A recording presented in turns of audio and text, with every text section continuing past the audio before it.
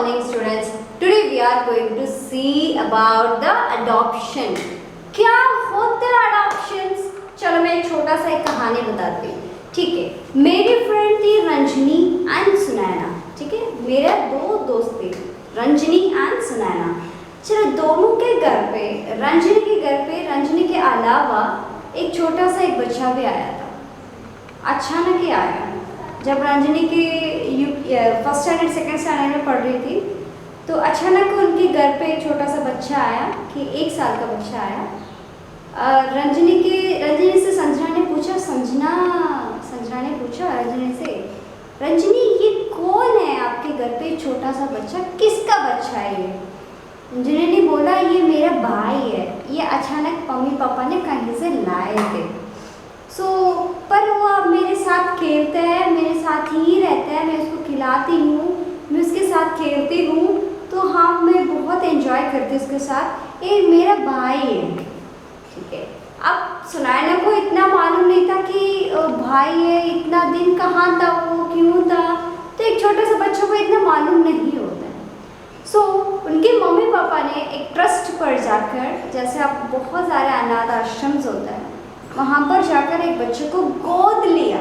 ठीक है, गोद लेने का मतलब होता है उनके पास लड़का नहीं था, बॉय बेबी नहीं था, ओनली रंजनी गर्ल बेबी थी, तो उनको एक बॉय बेबी चाहिए था. अब उन्होंने एक अडैप्टिंग कर दिया, एक बच्चे को गोद लेकर आ गए. अडॉप्शन का मतलब होता है गोद लेना. ठीक है, अपन कई सारे थिंग्स में अडॉप्शन के बारे में देखते हैं ना. क्लाइमेटिक अडॉप्शंस देखते, कंडीशंस अडॉप्शंस देखते. ये अडॉप्शंस वो होता है कि बच्चों को गोद लेने वाले अडॉप्शंस के बारे में आज अपन बात करने वाले हैं. फिर रंजनी से वापस संजना ने पूछा, अच्छा ये आया कब था ये? रंजनी ने बोला पिछला हफ्ता ही आया है ये. पिछले हफ्ता ही आया? अच्छा ठीक है. फिर उसके बाद इनके बीच में बहुत कंफ्यूजन हो गई संजना के पास, तो ये कैसे हुआ, इतना दिन नहीं था, तो अनफॉर्चुनेटली कहाँ से आया. कुछ समय के बाद दे गेट काम and they will move. But in concepts में से हमको ये एक चीज़ समझ में आ रहा है कि रंजनी के घर पे अचानक एक बच्चा आया, वो उसके साथ खेलने लगा, अपना हैबिटेशंस का अपनाने लगा, वो कंडीशंस को भी वो समझने लगा, खेलने लगा. तो it's gated adoptions with Ranjani का, उसके साथ एक गुड बॉन्डेशंस होना शुरू हुआ. कुछ हम ऐसे ही थिंग्स को आज अपन देखने वाले, क्या होता है, कैसे होता है, अभी अपन देखते हैं. Let's come. Adoption, when legal protection is given to any relative's child और any other child, it is called adoption. ठीक है, मानो अभी किसी के पास अपने घर में चाचा चाची को बेटा बेटी नहीं है, they can't give any baby to reproduce any baby.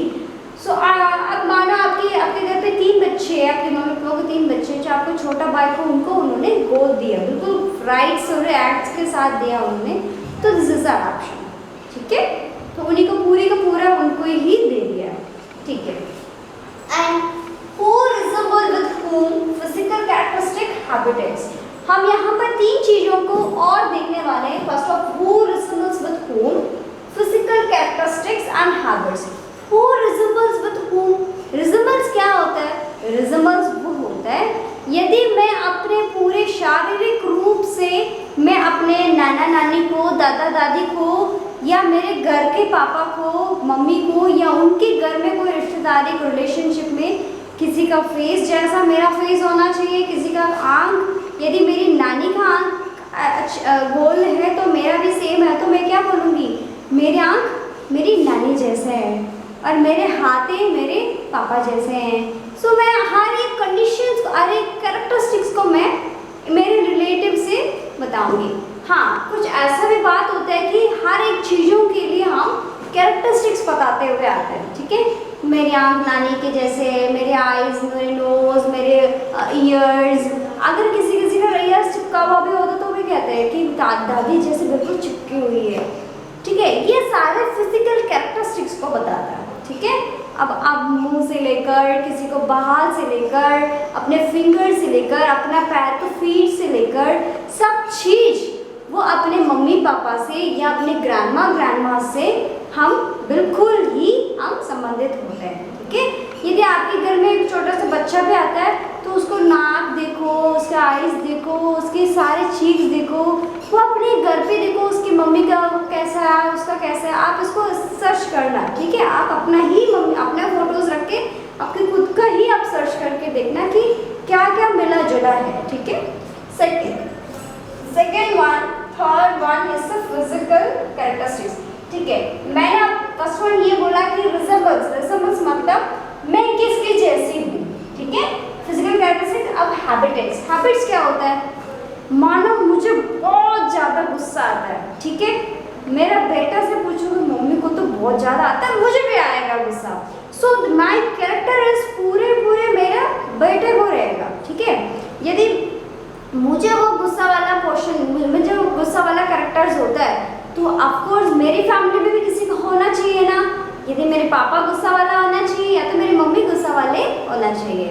तो इन दोनों में से या मेरी नानी नाना, मेरे दादी दादा, इन चारों में से या इन फैमिली मेम्बर से किसी से यदि वो गुस्सापन होता तो मेरे अंदर वो गुस्सापन आएगा, तो मेरे अंदर होता मेरे बेटे का भी होएगा, मेरे बेटे का होता तो उनके संतान के लिए भी वो generation to generation characteristic genetic के द्वारा चलती ही जाएगी। सो हैबिटेट्स, किसी को राइट हैंड में लिखने का, किसी का लेफ्ट हैंड में लिखने का, किसी को आप देखो चश्मा बिना मतलब के भी चलाना पड़ता है, किसी का आई सीइंग द आईज थिंग्स, बहुत सारी चीज़ें हैं जो कैरेक्टर वाइज भी एंड हैबिटेट्स भी। किसी का नेल्स काटते रहना है ना, किसी को यू डांस करते रहना, किसी को बाल पोंछते रहना, बहुत सारे हैबिट्स हैं। हमको जानते हुए ही अनजान बन जाते हैं अपन। बहुत सारे कैरेक्टरिस्टिक्स अपने ग्रैंडमा को और अपने मम्मी पापा को और कुछ बाहर लोगों को देखकर भी अपन अपना लेते हैं, ठीक है। अपन अपनाने के बाद अपनों के पास देखकर अपने बच्चे अपनाते हैं।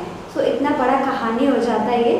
सो इसी तरह अपना लाइफ सर्कल में भी हम इंसान होने के नाते routine to routine, generation to generation लेकर जाते जा रहे हैं, ठीक है। हो आपको ये जो adaptions and resembles, characteristics and habits के बारे में आपको समझ में आया होगा। मैं जल्दी मिलूंगी कोई न्यू टॉपिक के साथ, तब तक वेट करना मेरी। Bye, see you.